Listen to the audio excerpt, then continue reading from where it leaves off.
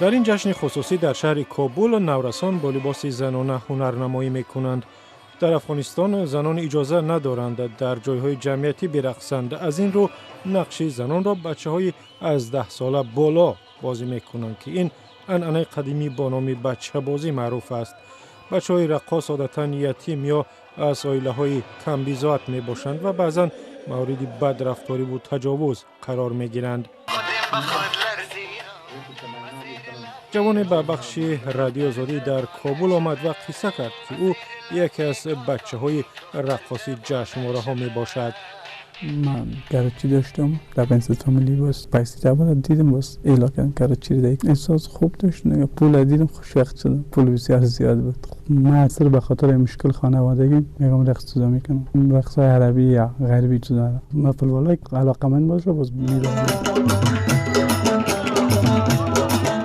در این نوار از شبکه یوتیوب نورس با لباس زنانه در تن می رقصد و مردانی به وجد آمده به او پول می دهند. رقاص با نام فیصل می گوید که او را مجبوری رقاص کردند.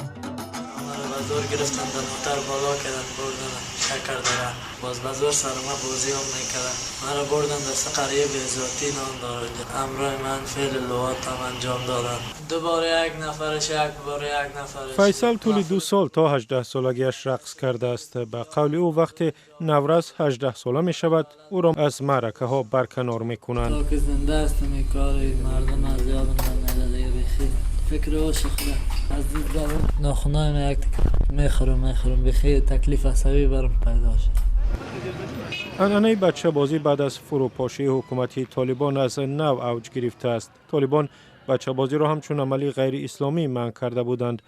بچه بازی حاضر هم در افغانستان منع است ولی توجه به بچه بازی از دهات تا به شهرهای بزرگ توسعه یافته است.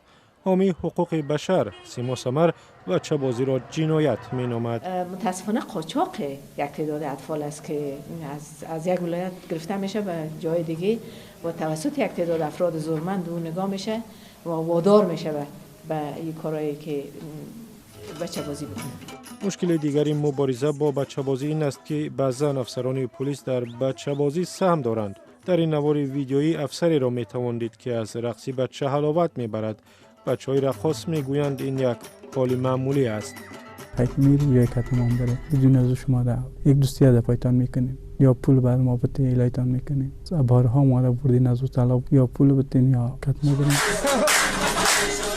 این گونه نوارهای ویدیو در شبکه‌های اجتماعی زیاد است و احتمال تا زمانی که کم بی‌ذاتی کاهش نیابد و حاکمیت قانون پا بر جای نباشد بچه بازی در افغانستان ناپدید نمی شود.